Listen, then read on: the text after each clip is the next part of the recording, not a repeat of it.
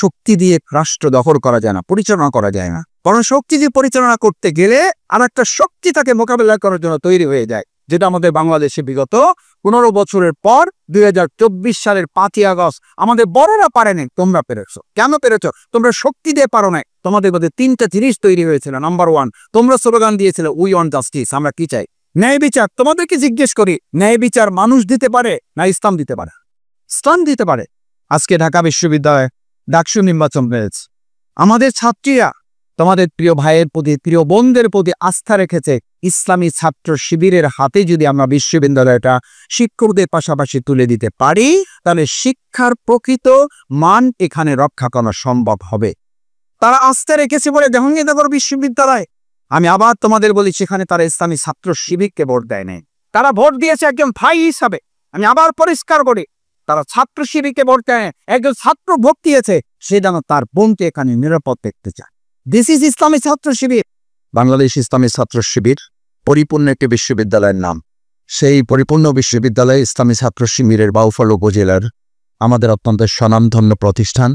আমার মরহুম বাবা অধ্যাপক সিরাজউদ্দিন খানের স্মৃতি বিজড়িত এই বাউফল সরকারি কলেজ, যেখানে আমার বাবা ইসলামী শিক্ষা বিভাগের প্রভাষক হিসাবে দায়িত্ব পালন করেছেন, সেই সাবজেক্টেরই আজকে সম্মানিত প্রভাষক জনাব শহীদুল ইসলাম সরকারি কলেজের সম্মানিত প্রিন্সিপালের পক্ষ থেকে প্রতিনিধি হিসাবে উপস্থিত হয়ে তোমাদের সামনে কথা বলেছেন। উপস্থিত কলেজের অন্যান্য সম্মানিত শিক্ষক মণ্ডলী, কর্মকর্তাবৃন্দ, বাংলাদেশ ইসলামী ছাত্র শিবির আজকের এই সুন্দর প্রোগ্রামের যে তোমাদের প্রিয় বন্ধু সভাপতি, তোমাদের প্রিয় শিক্ষার্থী সভাপতি যারা নাজবুল হোসেন, তোমাদের এখানকার দ্বাদশ বিভাগের 2য় বর্ষের ছাত্র, উপস্থিত ইসলামী ছাত্র শিবিরের আজকের বিশেষ অতিথি যিনি তোমাদের সামনে বক্তব্য রেখেছেন। আমি শুরু থেকে সুযোগ পাইনি, মাঝখান থেকে অনলাইনে তার বক্তব্য, এরপরে ইসলামী ছাত্র শিবিরের বাউফলের কৃতি সন্তান অ্যাডভোকেট মুজাহিদুল ইসলাম, ইসলামী বিশ্ববিদ্যালয় কুষ্টিয়ার সভাপতি, আইনের বিশেষ ছাত্র এবং কেন্দ্রীয় ইসলামী ছাত্র শিবিরের দায়িত্ব পালন করেছে, তার বক্তব্য শোনার সুযোগ পেয়েছি। ইসলামী ছাত্র শিবিরের জেলা সভাপতি আছে, যিনি সার্বিকভাবে প্রোগ্রামের তত্ত্বাবধান করছেন, রাকিবুল ইসলাম নূর। এই প্রোগ্রাম নিয়ে সবচেয়ে বেশি কষ্ট করছেন, তোমাদের এই প্রোগ্রাম সফল করার জন্য আমার পিছনে লেগে থেকেছে, যে কোনোভাবে আমাকে এখানে নিয়ে আসা, সামগ্রিকভাবে প্রোগ্রামকে সফল করা ইসলামী ছাত্র শিবির বাউফল উপজেলার প্রিয় মেধাবী ছাত্র, তোমাদের প্রিয় বন্ধু জনাব লিমন হোসেন, এছাড়া অন্যান্য নেতৃবৃন্দ এখানে উপস্থিত আছেন। আমার আজকের প্রোগ্রামের তোমরা যাকে প্রধান অতিথি হিসাবে মনে করছো, এই জাতীয় প্রোগ্রামে আমাদের এখানে সাধারণত প্রধান অতিথি আমরা কেউ থাকি না। এই প্রোগ্রামের মূল প্রধান অতিথি যারা, তারা আমার সামনে বসে আছে, এবং এই সব প্রধান অতিথির জন্য আমরা একটা করতালি দিতে চাই। কারণ এই প্রোগ্রামের প্রধান অতিথি আমি আসলাম, তোমরা আসো নাই, প্রোগ্রাম সফল না ব্যর্থ? এই যে তোমরাই বললে ব্যর্থ, আমি আসি নাই, তোমরা সবাই আসছো, এখানে যারা আছে সবাই আছে। প্রোগ্রাম হবে না? হবে না, হবে, এবং সফলভাবে হবে। কিন্তু এই স্টেজেও আমরা সবাই আছি, তোমরা আসো নাই, সফল না ব্যর্থ? সুতরাং আমি আমার প্রধান অতিথিগিরি অত্যন্ত বিনয়ের সাথে তোমাদের কাছে অর্পণ করলাম, এবং তাদের কাছে অর্পণ করলাম যারা আজকে শুধু প্রধান অতিথি না, আগামী দিনে যারা বাংলাদেশের প্রধানমন্ত্রী, তাদের কাছে অর্পণ করলাম যারা আগামী দিনে রাষ্ট্রপতি। এটা তোমাদের হাসার কোনো দরকার নেই। এই যে আজকে ব্যাকবেঞ্চারটা, আমি শুরুতে দেখতেছিলাম যে সামনে যারা তার একটা কথা কম বলতেছে, পিছনে যারা তার একটা কথা বলে, খুব স্বাভাবিক। ব্যাকবেঞ্চার হিসেবে এটা বলা আছে যে পিছনে বলা মানে, বসা মানে হচ্ছে সে কিছু কথা বলবে। তোমরা যারা আজকে একদম পিছনে, আমি তোমাদের চেয়েও পিছনে বসেছি, তোমাদের রুমে বসেছে, আমি রুমের বাইরে থাকতাম। এই বক্তৃতা আবার শোনা লাগে না, কিন্তু আমিও পারি, আমি সেই লোক।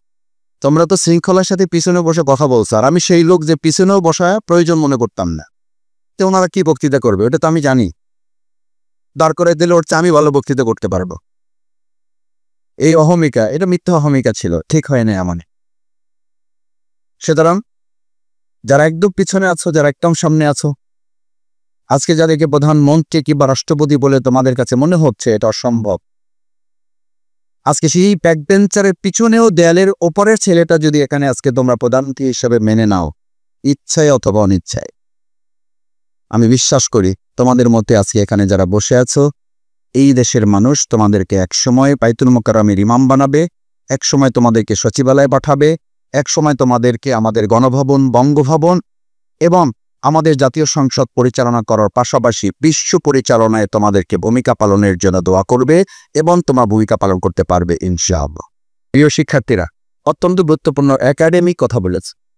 ইসলামী ছাত্র শিবিরের মেধাবী ছাত্রনেতা, বিজ্ঞান সম্পাদক, কেন্দ্রীয় দায়িত্বশীল, কেন্দ্রীয় নেতা শিবিরের আলহামদুলিল্লাহ শিবির সম্পর্কে তোমরা এদের মধ্যে জেনেছ।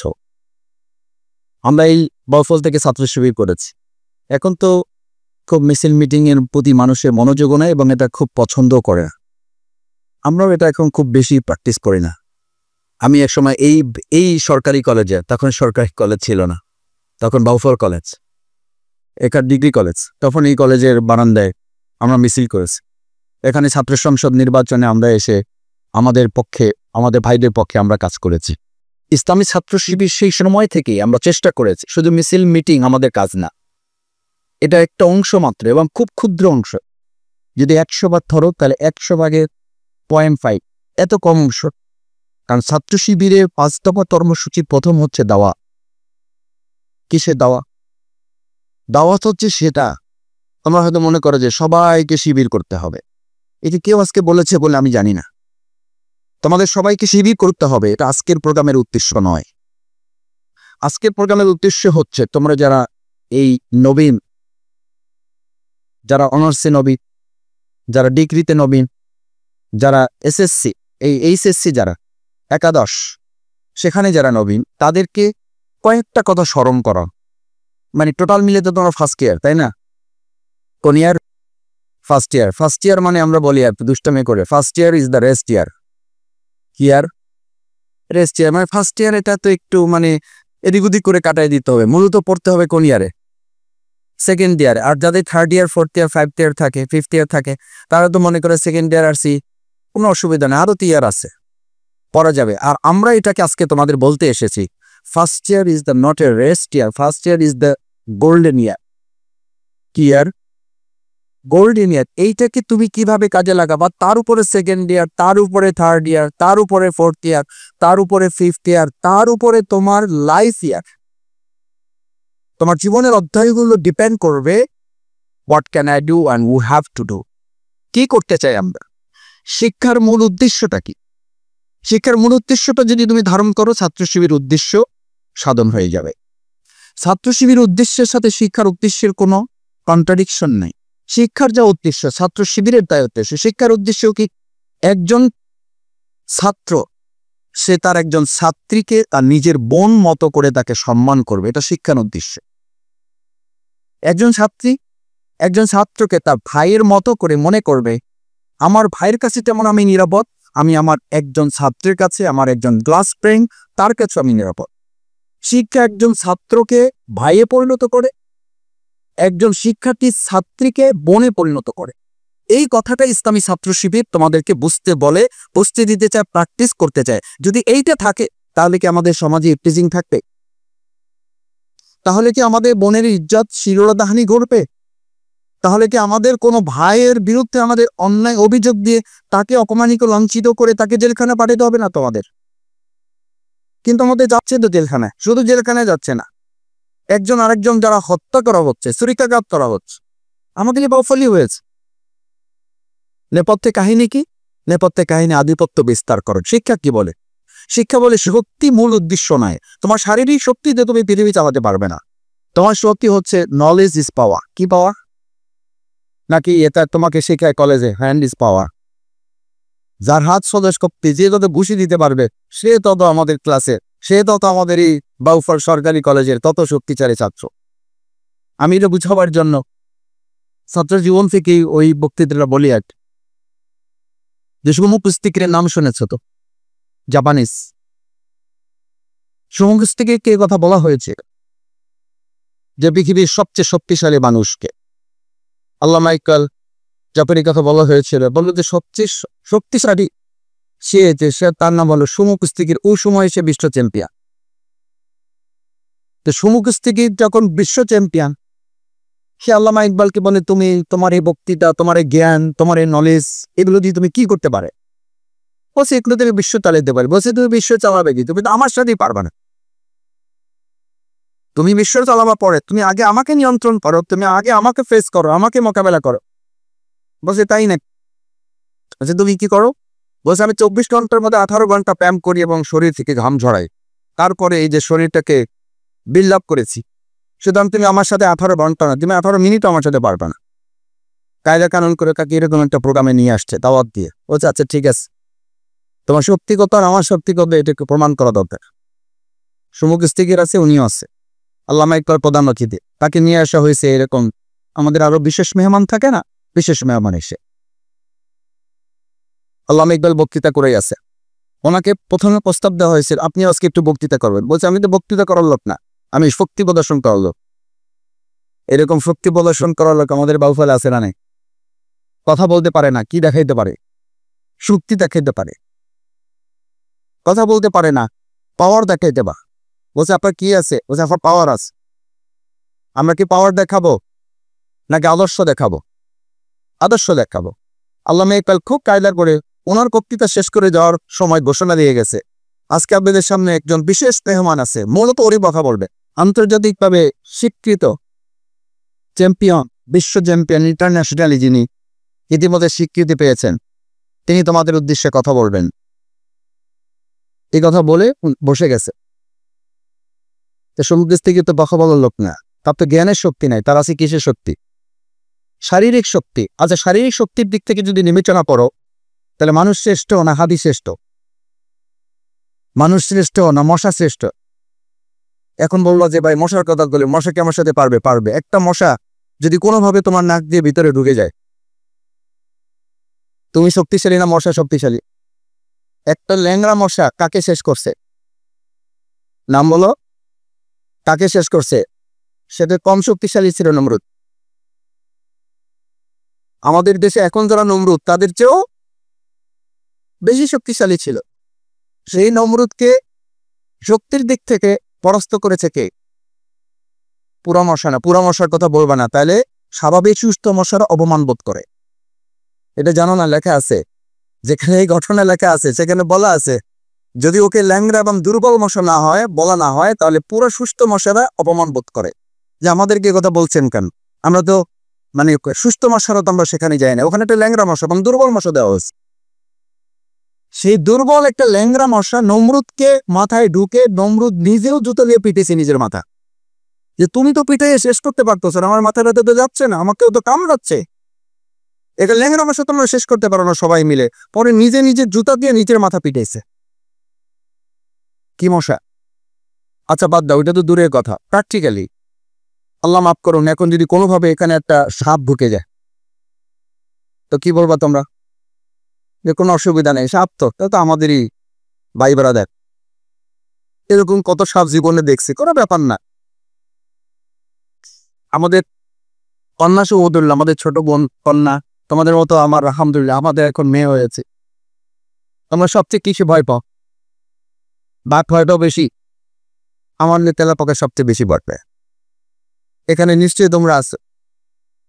তার ব্যাপার হয়েছে যে আমরা দুইজন বাবা মা একসাথে হই, সে খেয়াল করে না, এটা ভয় পায় না সে। তার টিচার ঢুকে সে ভয় পায় না, কিন্তু তার যদি দেখো তেলাপোকা ছেড়ে দেওয়া যায় ব্যাস, সে শুধু দুর্বল না, ওখান থেকে কিভাবে বের হবে? মানে সে তেলাপোকার সঙ্গে লড়াই তো করবে না, বলছি না অবশ্যই আমার লড়াই করার দরকার নাই, ওর থেকে কিভাবে বাঁচা যায় এটা হবে হকাস। একটা টিকটিকি ওয়ালে দেখলে 11টার সময় যদি দেখে তো দৌড়ে আমাদের ঘরে কে মানে দরজা দেখা গেল অবস্থা। আমরা বুঝতে পারি একটু হাসি দামে নেই, শুধু সেটি দেখছে একটা টিকটিকি দেখছে। একটা টিকটিকির কাছে তুমি যখন সামাজিক যোগাযোগ মাধ্যমে গোটা পৃথিবী চালাই দেছো, তুমি একটা টিকটিকি চালাই পাচ্ছ। সামাজিক যোগাযোগ মাধ্যমে কোনো পৃথিবী চেঞ্জ করতেছো, তখন তুমি একটা তেমন ভরে চালাইতে পারবেছ। তাহলে তুমি শক্তিশালী তারা বোকা, তাহলে তুমি এত পাওয়ার দেখায় কিলা? এখন আমাদের সে সন্তান মৃত্যুর রং হয়ে তুলো যারা পড়া খুব আসতেছে, আমাদের পাওয়ার আছে, তোমাদের ভাবে আসতেছে ওয়েট কর, তোমাদের টি পাওয়ারে আসতেছি ওয়েট কর। তাহলে শক্তির দিক থেকে মানুষ শক্তিশালী না, শক্তিশালী কিসের দিকতে? জ্ঞানের দিক। এত আমরা দিয়ে পৃথিবীতে বাস করি, যে বিহিমি দিয়ে চলো এক সময় 14 সময় আমাদের শিক্ষক স্যার আছে, শিক্ষক পেতে আছে। আবার চট্টগ্রামের মুখস্থ করেছে কি নলেজ ইজ পাওয়ার, কি is power, knowledge is power. এটা নাই, নলেজ ইজ পাওয়ার এখন আর নাই, কিন্তু নলেজ ইজ পাওয়ার এখন আর নাই। তারপর একটা কি পাওয়ার এখন? আমি করি কোন ইজ পাওয়ার বলে দিয়েছে, কোন ইজ পাওয়ার বললাম না? ছেলেদেরকে কাপ করার জন্য আসতেছে, তারা বলে দিয়েছে 4 ইজ পাওয়ার। মানে তাদের কিছুতে দরকার নাই, তাদের কাছে শুধু কি থাকলে হবে? কোন একটা থাকলে হবে। তাহলে আর কিছু দরকার নেই, বাবা দরকার নাই, মা দরকার নাই, এমনকি খাবারও দরকার নেই। ও যে খাবারও লাগবে না, তো ফোন ইজ পাওয়ার না, বলা হচ্ছে ইনফরমেশন ইজ পাওয়ার। যার কাছে ইনফরমেশন আছে সে শক্তি। এখন নলেজ ইজ পাওয়ার না, কি পাওয়ার?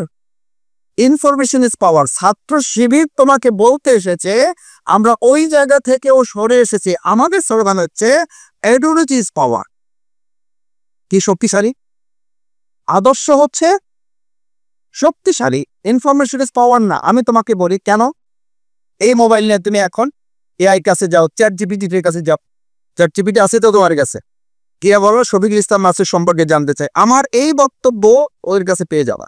তার মানে কি, ওর কাছে গেলে ও বলবে যে তার এই ইউটিউব আছে, সব বক্তৃতা আপনি পেয়ে যাবেন। এরপরে বলবে যে যদি চান এটা আমি একটা প্রিন্ট কপি করে দিতে পারি। বলে না। তার মানে হচ্ছে AI, artificial intelligence, chat GPT এটা তোমাকে সব তথ্য দিয়ে দিবে, বলে দেবে গোটা পৃথিবী তোমার হাতের মুঠোয় এখানে আছে। কিন্তু তুমি যদি তার কাছে জিজ্ঞেস করো প্রিয় চ্যাট জিপিটি, অথবা আর একটু ভদ্র ভাষায় সম্মান দেখায় বলো সম্মানিত চ্যাট জিপিটি ভাই, অথবা আর্টিফিশিয়াল ইন্টেলিজেন্স থেকে যাও, অথবা গুগলের কাছে যাও যে ভাই আমি আপনার কাছে আদর্শিক সম্পর্কে কিছু জানতে চাই এবং কিছু আদর্শ মানুষ পেতে চাই, আদর্শ কিছু ব্যক্তি আমার দরকার, তোমাকে দিতে পারবে? তোমাকে দিতে পারবে না। তাহলে তথ্য দিতে পারবে, জ্ঞান দিতে পারবে, কিন্তু প্র্যাকটিক্যালি আদর্শিক কিছু মানুষ দিতে পারে না।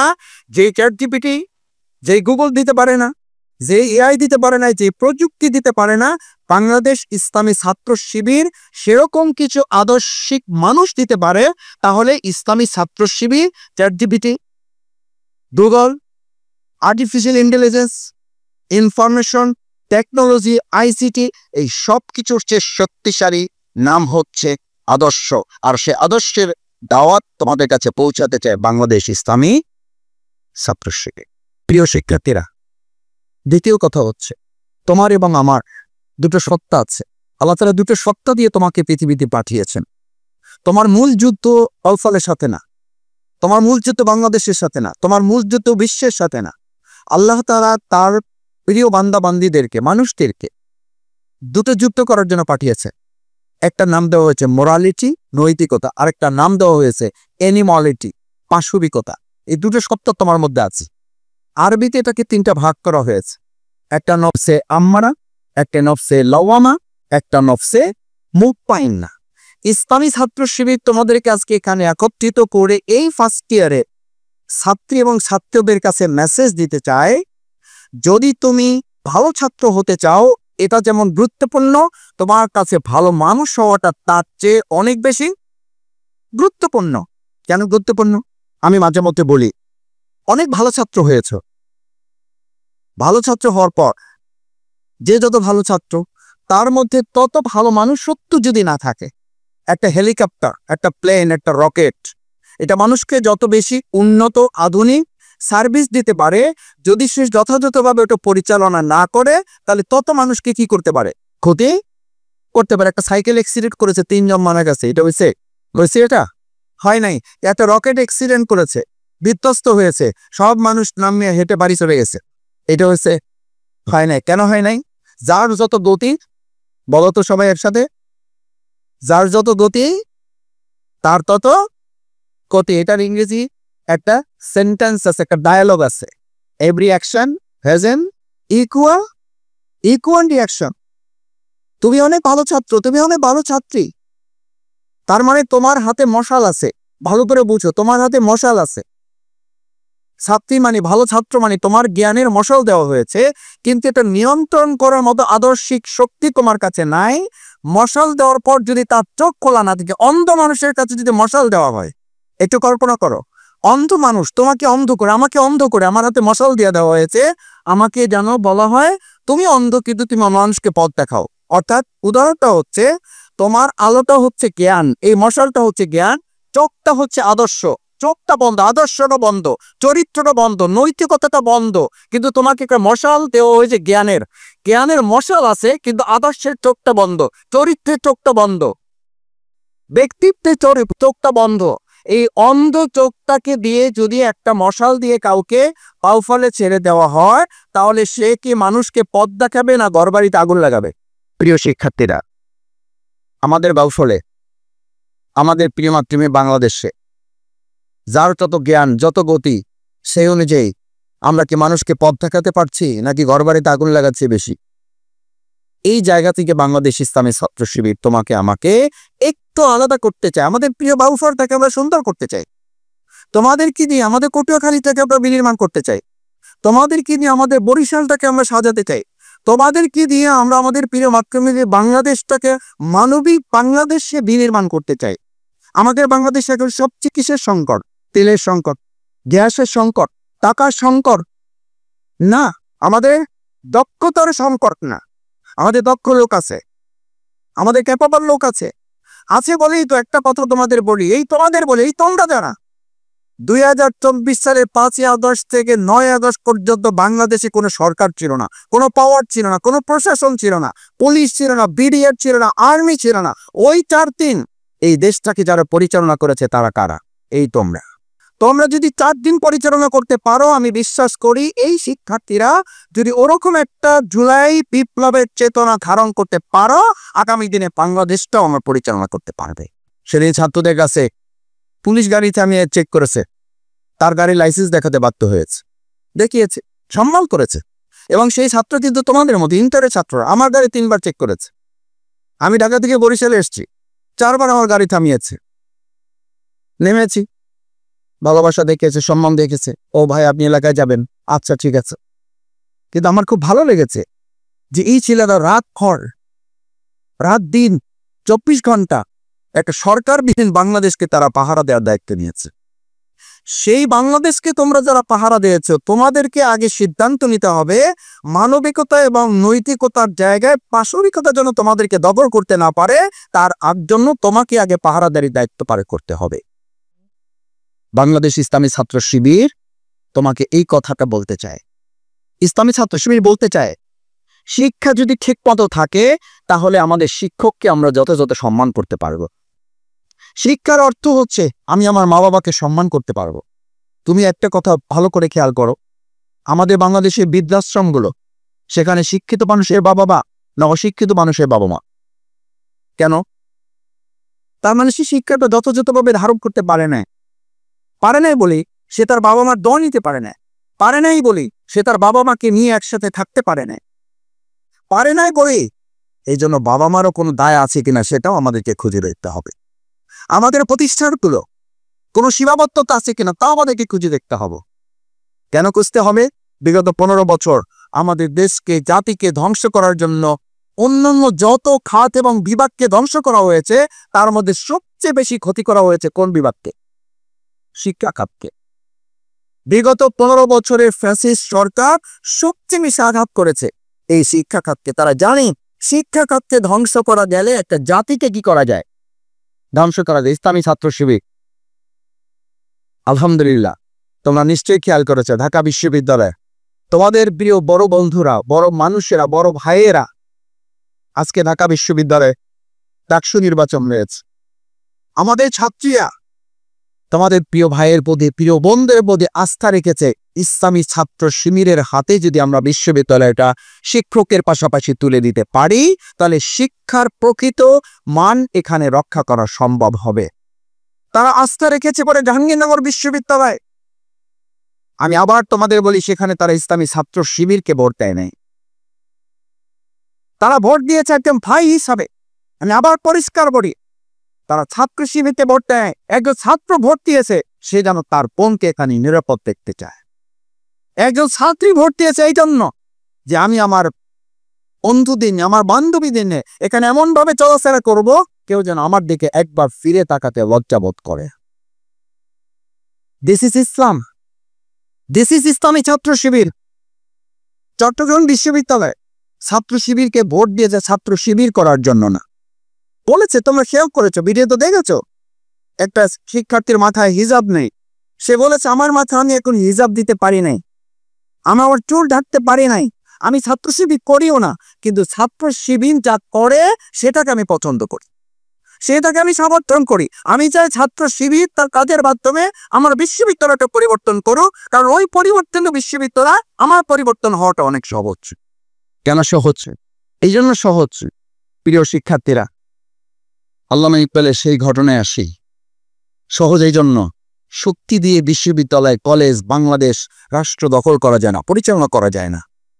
বরং শক্তি দিয়ে পরিচালনা করতে গেলে আর একটা শক্তি তাকে মোকাবেলা করার জন্য তৈরি হয়ে যায়, যেটা আমাদের বাংলাদেশে বিগত 15 বছরের পর 2024 সালের 5ই আগস্ট আমাদের বড়রা পারে নাই, তোমরা পেরেছো। কেন পেরেছো? তোমরা শক্তি দিয়ে পারো নাই। তোমাদের মধ্যে 3টা জিনিস তৈরি হয়েছিল। নাম্বার 1, তোমরা স্লোগান দিয়েছিলে উই ওয়ান্ট জাস্টিস, আমরা কি চাই?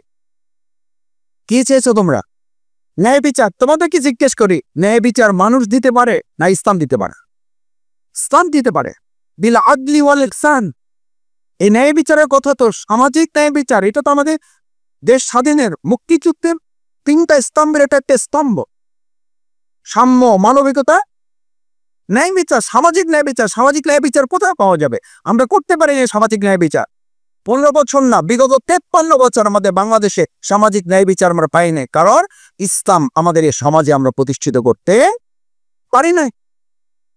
ইসলাম প্রতিষ্ঠিত হয়েছে বললেন না, আমার হিজাব ছাড়া বোনটা ইসলামী ছাত্র শিবিরকে পছন্দ করেছে এই কারণে যে আমি ছাত্র শিবির করি না, কিন্তু ছাত্র শিবির যা করে একটা সময় হয়তো এমন হবে যে আমারও হিজাব দিতে ইচ্ছা করবে। আমার একজন ছাত্র এই কারণে ছাত্র শিবিরকে ভোট দিয়েছে।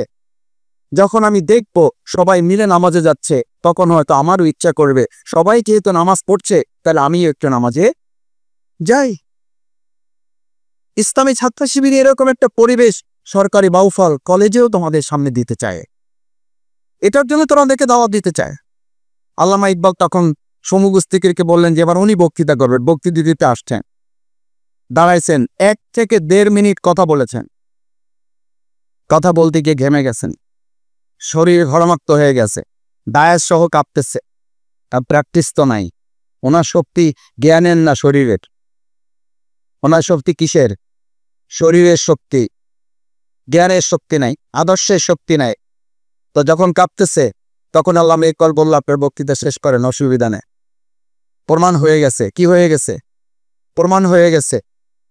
যাওয়ার সময় সমুখস্থিকে আল্লামা ইকবালকে বলতেছিল 18 ঘন্টা ব্যায়াম করি, শরীর থেকে ঘাম বের হইতে চায় না, আর এখানে 1 মিনিট দাঁড়িয়ে বক্তৃতা করতে করতে পুরো শরীরটা ঘামে ভিজে গেল। এটা কিসের শক্তি? আল্লামা ইকবাল তখন বললেন এটা গায়ের জোরের শক্তি না, এটা কিসের শক্তি? এটা জ্ঞানের শক্তি। এই জ্ঞানের শক্তি যদি তুমি ধারণ করতে পারো তাহলে তুমি শুধু বাউফল না, শুধু বাংলাদেশ না, তুমি বাংলাদেশের বাইরে বিশ্ব পরিচালনায় ভূমিকা পালন করতে পারবা। ইসলামী ছাত্র শিবির তোমাদেরকে সেই জায়গায় পৌঁছাতে চায়। প্রিয় শিক্ষার্থীরা, তোমাদের ধৈর্যচ্যুতি ঘটাতে চায় না। তৃতীয় এবং শেষ কথা, আমরা যে বাংলাদেশে বাস করি, এই দেশটা তো আমাদের। এই দেশটা নির্মাণ করতে হবে আমাদেরকে, এই দেশটা গড়ে তুলতে হবে আমাদেরকে। এই দেশটা গড়ে তোলার জন্য আগে দেশ করতে হবে না আমাকে করতে হবে? সবার আগে বলো, সবার আগে বিশ্বটাকে করতে হলে সবার আগে নিজকে করো। সবার আগে নিজকে করো। এই সবার আগে নিজকে করো। বাংলাদেশ ইসলামী ছাত্র শিবির তোমাদের কাছে সেই আহ্বানটা পৌঁছাতে চায়। ইসলামী ছাত্র শিবির তোমাকে শুধু মিছিল মিটিং এর অনুসারী বানাতে চায় না। মিছিল মিটিং ছাত্র শিবিরের কাজ নয়, এটা একটা ধাপ মাত্র, এটা একটা কর্মসূচি মাত্র, সেটাও তোমাদের দাবি আদায়ের জন্য। এই যে গাজীপুরে তোমরা খেয়াল করেছ, আমাদের মাত্র 13 থেকে 14 বছর একটা বোনকে, হিন্দু একটা যুবক, তাকে 3 দিন টানা আটকে রেখে তার ইজ্জত নষ্ট করার জন্য সে চেষ্টা করেছে। ইসলামী ছাত্র শিবির তার বিরুদ্ধে বিক্ষোভ মিছিল করেছে। ঠিক করেছে না করে না?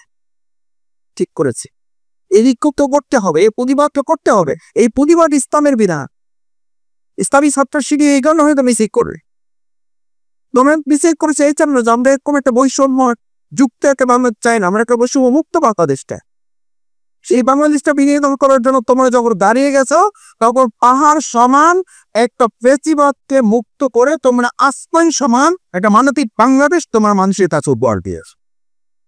আমার এই বাউফারে 7 জন যুবক দিয়েছে। এই বাউফারের সংখ্যা 2 থেকে 2.5 শতাধিক ভাইয়েরা, কেউ পা হারিয়েছেন, কেউ হাঁক হারিয়েছে, কেউ চোখ হারিয়েছে, কেউ বন্ধুত্ব বরণ করেছে, কেউ এখনো চিকিৎসাধীন আছে। তোমরা যারা থাইল্যান্ডে এখনো চিকিৎসাধীন আছে, এই বাউফারের সলতা আমরা তাদেরকে বিশেষভাবে স্মরণ করি। সেই শহীদতে সহ আমাদের 2024 জুলাই আগস্টে যারা জীবন দিয়েছেন, হাত হারিয়েছেন, পা হারিয়েছেন, এখনো পঙ্গুত্ব জীবন যাপন করছে, তারা নিয়োজিত এই কমিটিকে বাংলাদেশকে সামনের দিকে স্বপ্ন পূরণে তোমাদের কোনো ভূমিকা আছে না নাই? তোমাদের করণীয় আছে না নাই? আছে তোমাদের করণীয়।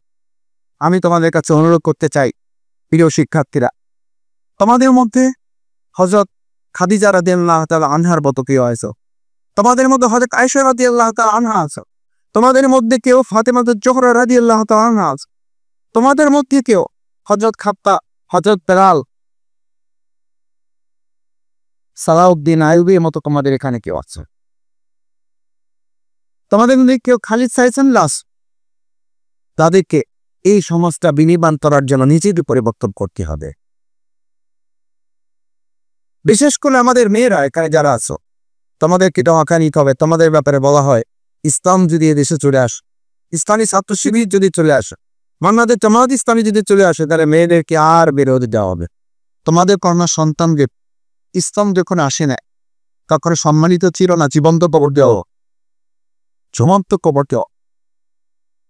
ইসলামের বিপরীত, ইসলামের বাইরে যা, তারা তোমাদেরকে জীবন্ত কবর থেকে, আর ইসলাম এসে তোমাদেরকে মায়ের যা যদি ওখান থেকে কবরে নাই রাসূল সাল্লাল্লাহু আলাইহি ওয়াসাল্লাম বললে, এই নয়েল যাতে পায়ের নিচে আনসে সন্তানের বেস্ট দিতান তাই মনে হয় না। রাসূল সাল্লাল্লাহু আলাইহি ওয়াসাল্লামের কাছে কে যখন জানতে চাইলে, রাসূলুল্লাহ এই সমাজে মানুষের প্রতি আমাদের হক দায়িত্ব কাজ, রাসূল সাল্লাল্লাহু আলাইহি ওয়াসাল্লাম বললেন তোমার মা, তারপর কে মা, তারপর কে তোমার মা, তারপর কে তোমার বাবা, 3 নম্বর করে চতুর্থ বাবা পুরস্কার দিয়ে পুরস্কার বলা, চতুর্থ পুরস্কার বলে না বা সংখ্যক। ইসলাম তোমাদেরকে তৃতীয় ধাপে গিয়ে পুরুষদেরকে চতুর্থ নম্বরে সন্দেহ পুরস্কার দিয়েছে। আর সেই ইসলামকে সামনে রেখে বলা হয়, ইসলাম চলে আসে ভবনেরটি ঘরে লাভকে রাখা, ওরকম মানে কবরে না হয়েছে, কবর থেকে মুক্ত করেছে তারপরও সেই ইসলামের ভিত্তিকা আমার প্রয়োজন না, আমার বাপত পরিচালনা না, আমার বড় ওখানে আমার পরিষদ পরিচালনা করতে আমরা সবাই রাজি আছি ইনশাআল্লাহ। এগুলো শিবির আলাদা কলা, শিবির আলাদা ভূমিকা, যা ইসলামের জিন্দা, যা ইসলামের চাহিদা, যা ইসলামের পরিকল্পনা, যা ইসলামের কর্মকাণ্ড, সেটাই ইসলামী ছাত্র শিবিরে কর্মকাণ্ড। কেউ কেউ বলে জামাত ইসলামী ছাত্র শিবির আলাদা একটা মতবাদ, এটা বিভ্রান্তি। এটা এই আধুনিক যুগের আরেকটা ফিতনা আমাদের সামনে, আর একটা দমকের আমাদের সামনে তুলে দেওয়া হচ্ছে। ইসলামী ছাত্র শিবির জামাত ইসলামী আলাদা কোনো মতবাদের নাম নয়। আমাদের জামাত ইসলামী ছাত্র শিবির ইসলামের আলোকে যেমন সোনার মদিনা হয়েছিল কিছু সোনার মানুষ দিয়ে, আমরা আমাদের বাংলাদেশটাকে কিছু সোনার মানুষ তৈরি করে কিছু সোনার বাংলা আমরা তৈরি করতে চাই। আমরা সোনার কাউসাল তৈরি করতে চাই, আমরা সোনার পটুয়াখালী তৈরি করতে চাই, আমরা সোনার পরিষদ তৈরি করতে চাই, আমরা সোনার বাংলাদেশ তৈরি করতে চাই। তার জন্য আজকে ফার্স্ট ইয়ারে যারা এখানে আছো, আমরা তোমাদেরকে আহ্বান জানাতে চাই, অনুরোধ করতে চাই, তোমাদের কাছে বিশেষভাবে আমন্ত্রণ জানাতে চাই। আমরা আমাদের বাংলাদেশকে সোনার বাংলা করতে, আমরা নিজেদেরকে সোনার মানুষ করতে চাই। দেখি ইনশাআল্লাহ কারা রাজি আছো? ইনশাআল্লাহ রাজি আছো? দেখি সবাই সোনার বাংলার জন্য চাই, সোনার মানুষ বলো আমার সাথে, সোনার বাংলার জন্য চাই, সোনার বাংলার জন্য চাই, সোনার বাংলার জন্য চাই, সোনার মানুষ। অনেক ধন্যবাদ তোমাদের। সেই জন্য আমাদের কন্যা সন্তান মেয়েদের ব্যাপারে বলা হয়েছে, please give a good mother, I will give you good nation. আমাকে একটা ভালো মা দেবো, আমি তোমাদের একটা ভালো জাতি উপহার দেবো। আমাদের ভাইদের ব্যাপারে, আমাদের সন্তানদের ব্যাপারে বলা হয়েছে, এই সন্তানদের মধ্যে আগামী দিনে কেউ কেউ আবু সাইদ মুক্ত হবে। তোমরা সেই আবু সাইদ মুক্ত, যে মুক্ত কি বলেছিল, কি লাগবে? পানি লাগবে। পানি লাগবে মানে পানি না, পানি লাগবে মানে একটা পিপাসার্থ জাতি, পিপাসার্থ আন্দোলনকামী মানুষের ভিতরের যন্ত্রণা দূর করার জন্য নিজের সমস্ত যন্ত্রণাকে বুকে পিষে পেটে সে মানুষের কাছে বের হয়েছিল। পানি লাগবে ভাই, পানি। তার পিপাসা ছিল না? ছিল না? তার ছিল, তার ভয় ছিল না, তার জীবন ছিল না, তার গুলির হুমকি ছিল না, সব কিছু মাথায় রেখে সে বলেছিল পানি লাগবে ভাই, পানি। আজকে মাহফিলে আমার সামনে যারা মুক্তর অনুসারীরা বসে আছো, একটা আহ্বান করে বক্তব্য শেষ করতে চাই। সে বলেছিল পানি লাগবে ভাই, পানি। তোমরা বলতে হবে মাদক মুক্ত বাউফল লাগবে ভাই, মাদক মুক্ত বাউফল আমরা উপহার দেব। তোমাদেরকে বলতে হবে সন্ত্রাস মুক্ত বাউফল লাগবে ভাই, বাউফল বলতে হবে, না হলে তোমরা মুক্তের সাথে বেইমানি করবে। তোমাদেরকে বলতে হবে অবৈধ অস্ত্র মুক্ত একটা বাউফল লাগবে ভাই। পারবা এটা তোমরা? কেন এই কথা বলা হয়? কেন বলা হয়? কেন পত্রিকায় উঠতেছে? এটা শুধু সাংবাদিকদের দোষ দিলে হবে না, শুধু প্রশাসনের দোষ দিলে হবে না, শুধু রাজনৈতিক নেতাদের দোষ দিলে হবে না। আজকে তোমাদেরকে দায়িত্ব দিয়ে দিয়েছেন এটাই। সরকারি বাউফল কলেজের মাঠ এখন যেন মাদকের হাট, পাবলিক ফিল্ডের মাঠ এখন যেন মাদকের হাট। আমি নাম ধরে বললাম, আমাকে মাফ করে দিও, শিক্ষকদের কাছে ক্ষমা সুন্দর দৃষ্টি চাচ্ছি। আমার এই বক্তব্যকে আমার বক্তব্য না, এটা বাউফলের মানুষের বক্তব্য। কেন আজকে এই কথা শুনতে হবে? আমাদের বাউফলের স্কুল কলেজ মাদ্রাসা প্রতিষ্ঠানগুলোর মাঠ এক একটা যেন মাদকের হাট। হাট মানে কি? ওখানে শুধু খাওয়া হয় না, ওখানে পরস্পরে বিক্রি করে। আবু সাইদ মুক্তের মতো তোমাদেরকে আজকে বের হয়ে বলতে হবে মাদক মুক্ত বাউফল লাগবে ভাই, আমরা মাদক মুক্ত একটা বাউফল দেব। সন্ত্রাস মুক্ত বাউফল লাগবে ভাই, আমরা সন্ত্রাস মুক্ত একটা বাউফল দেব। তোমাদেরকে বলতে হবে অস্ত্র মুক্ত একটা বাউফল লাগবে ভাই, আমরা অস্ত্র মুক্ত একটা বাউফল দেব। তাহলে আবু সাইদ মুক্তের সুন্দর এই বাংলাদেশের জন্য তারা যে জীবন বাজি রেখেছেন সেটা আমাদের দ্বারা বাস্তবায়ন করা সম্ভব হবে। আসো প্রাণপ্রিয় শিক্ষার্থীরা, আমরা আমাদের এই সরকারি বাউফল কলেজ, এটাকে আমরা শুধু বাউফল কলেজ দেখতে চাই না। এই বাউফল কলেজের অবকাঠামোগত দিক থেকে যে সীমাবদ্ধতা আছে, ইনশাআল্লাহ আমি তোমাদের একজন ভাই হিসাবে, আমি তোমাদের একজন বন্ধু হিসাবে, আমি তোমাদের একজন ক্ষুদ্র অভিভাবক হিসাবে আমার প্রিয় বাবা মরহুম অধ্যাপক সিরাজউদ্দিন সাহেবের স্মৃতিবিজড়িত এই প্রতিষ্ঠানকে অবকাঠামোগত দিক থেকে যত সুন্দর করা যায় সবটুকু আমরা করব। কলেজে বিশ্ববিদ্যালয়ে যে যে সাবজেক্ট এসেছে, আরো কি সাবজেক্ট এখানে উন্মুক্ত করা যায়, আরো কি সাবজেক্ট এখানে দেওয়া যায়, সেটার জন্য আমরা চেষ্টা করব। আমাদের সম্মানিত শিক্ষকবৃন্দের আরো কি সুযোগ সুবিধা দিলে এখানে বিজ্ঞান, প্রযুক্তি, ইসলাম, ধর্ম, আদর্শ কিভাবে আরো মজবুত করা যায়, সেটার জন্য এই প্রতিষ্ঠানে আমরা সবাই মিলে কাজ করব। আমার সেই প্রত্যাশা ব্যক্ত করে, সেই আহ্বান রেখে, এবং এই সরকারি কলেজে আজকে যারা ফার্স্ট ইয়ার হিসাবে এখানে সংযুক্ত হয়েছ, তোমাদের আজকের অধ্যায় যেন সোনালী একটা অধ্যায় হিসাবে ভবিষ্যতে তোমরা দেশ এবং জাতি বিনির্মাণের পাশাপাশি নিজেকে জান্নাত উপযোগী একটা মানুষ হিসেবে গড়ে তুলতে পারে। শেষ পরিণতি কি? তোমাদের মতো ছাত্র, তোমাদের মতো ছাত্রীরা কেউ তো এখন পর্যন্ত দেশে মারা যায় না, ঠিক আছে? না, যায়নি। তোমারও যাওয়ার কোনো সম্ভাবনা নাই। কখন মারা যাবা? মাস্টার্স পাস করবা, সংসার করবা, চাকরি করবা, ব্যবসা করবা, তারপর মারা যাওয়া, তাই তো? কোনো গ্যারান্টি নাই। ইসলামী ছাত্র শিবির এই কথাটা তোমাকে মনে রাখার জন্য আজকে স্মরণ তরায়। তোমাকে মনে রাখতে হবে যে কোনো সময় তোমার চোখ বন্ধ হয়ে গেলে দুনিয়ার সকল সফলতা শেষ হয়ে যাবে। সফলতা হচ্ছে ফাকাদ ফায়জা ফাউজান আজিমা ও উদখিলাল জান্নাহ। যদি তুমি জান্নাতে প্রবেশ করতে পারো তাহলেই কেবল তুমি সফল হবে।